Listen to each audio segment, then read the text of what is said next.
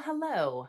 My name is Julie, and we are going to talk about a taboo subject today. We're going to talk about eating disorders after age 50, even after the age of 40, right? Nobody talks about it. I was trying to find more research on YouTube about it, and so I typed in what I would want to know.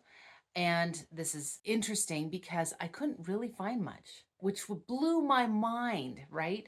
We have all of these YouTubes about eating disorders that are for younger people, right? But I think we kind of get forgotten. What I want to talk about is kind of a taboo subject, right? Weight, women, menopause, eating disorders. What? But I'm going to give you a little story time and then we're going to go right into it. So, I lost 165, 60-ish pounds in a contest for money when I was 40. The contest was 6 months long. It was really long. So I had 6 months to figure out, like, oh shit, I want to win that money, but also that's a long time. But I ended up doing it. How I did it, it drives me nuts that experts say this, but it is kind of true, especially when I was younger, is eat less, move more. I know.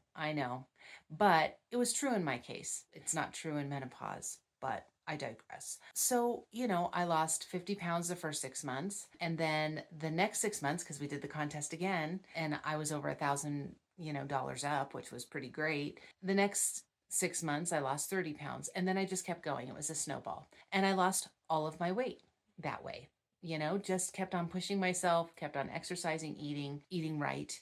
And, I found myself in a very big pickle. Now, previous to this, obviously, I like food. I was 300 pounds plus. So I ate a lot. I loved sweets. I still love sweets. And so I would have considered myself a binge eater at that time. Fast forward to after losing 160 pounds, because I lost it pretty quickly, even though it was like a year and a half, that was pretty quick for me. And I got gallstones. And I could not keep anything down.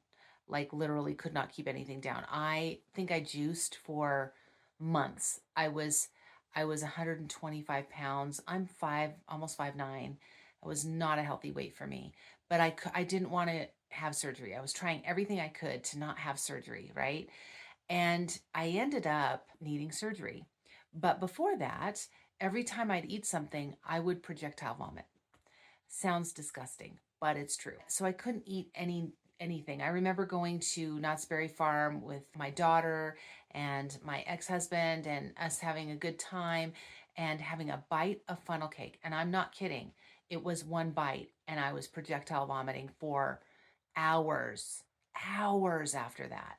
So I got my gallbladder taken out, but something in my brain got all scrambled, which means that I associated food, that I could eat anything, and then I could, you know, do the thing. I could vomit, and my bulimia was born. It was born, and I thought I was crazy.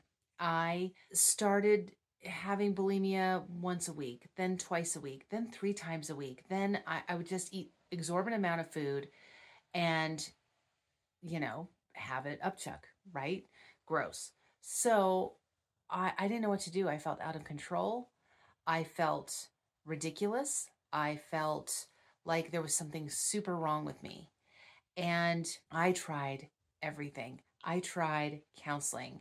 And they said, wow, well, you look pretty healthy. It's not what I wanted to hear. I went to the next counselor and he said, have you tried scream therapy? Let's scream at each other for a while. Not my jam.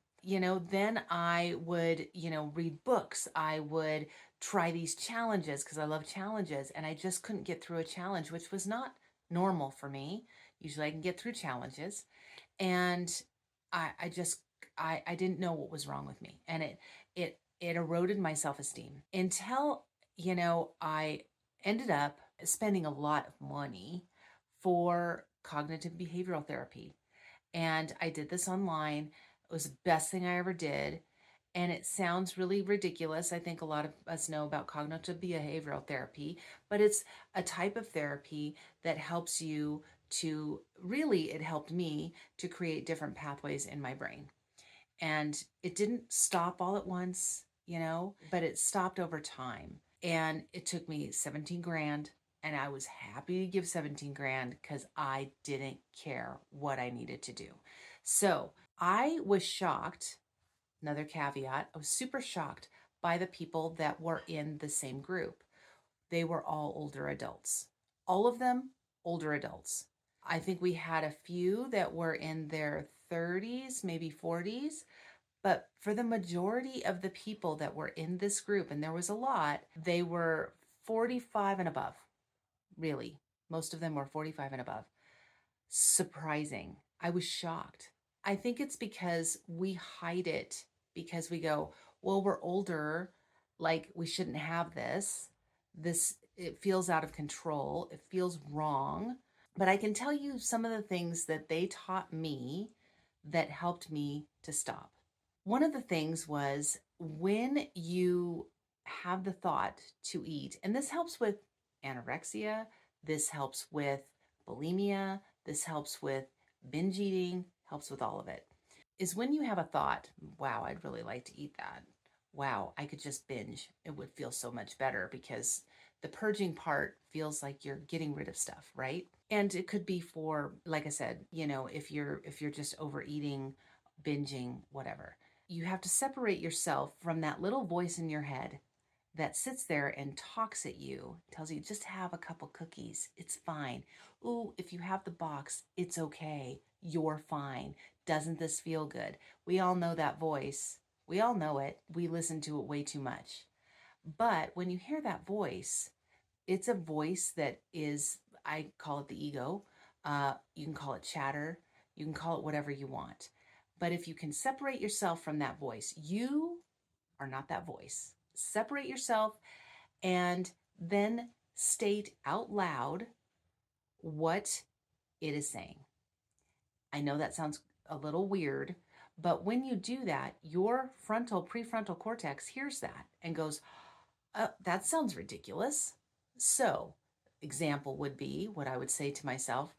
Chatter says I should have some cookies. Chatter says that would make me feel so much better. Chatter says that I should, just eat all the things.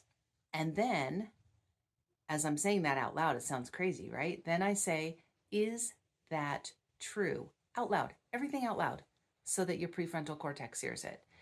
And I would say 8 to 10 out of 10 times, I would go, no, no, that sounds crazy. And I would do that over and over and over and over. And because I'm listening to myself talk in such a weird way, my brain pathway does change. It's so bizarre. And then another thing that I was taught to do is to celebrate everything that happens. Like if I didn't eat the whole box of cookies, maybe I ate 3 to celebrate that. Maybe it's something in my life. I celebrate it. I celebrate it out loud. You celebrate it out loud because we don't look back on what we've accomplished. We only look at what we didn't do. And it sounds so simplistic, but it's not. It's simple. It's not easy. And I can tell you, one of the things that changed my life was reading Brain Over Binge. It was a huge, huge help and stepping stone in my own recovery. And, like I said, it may not be perfect. It may still be messy. You may still have those thoughts. Those thoughts come to mind, occasionally for me. They're less now. That pathway is not as worn as it was. The voice is still there. It just kind of is now in other things. Now it tells me you suck at everything, or it tells me don't do that because you can't do that, or it says, oh, you should just relax and not even worry and watch lots of Netflix. That's that voice. This is all to say you're not alone. Like I said, I was kind of taken aback. I thought I was the only one by myself that was over 50, over 45, that had this problem. I thought I was by myself. And you know what? I think there's a lot of us that don't want to cop to having a problem. And maybe you have done the same thing I have, which is go to counselors, or maybe something didn't work for you. But I would highly suggest trying this out and reading Brain Over Binge. It's by Katherine Hansen. It's life changing. You know, the thing that I went to, the online counseling that I did was phenomenal. And I can't say enough good things about it. It was super expensive, but it was worth it for me because I didn't know how I was going to go on vacation. I got fearful about everything. Everything I was doing. I was like, oh my God, if I do that, what if I binge? If I do this, what if I binge? And what if I purge? And will people know? And, you know, what if my eyes are puffy? I mean, I can't even tell you all the shit that I had to work around for that stupid eating disorder. But you can get free of it.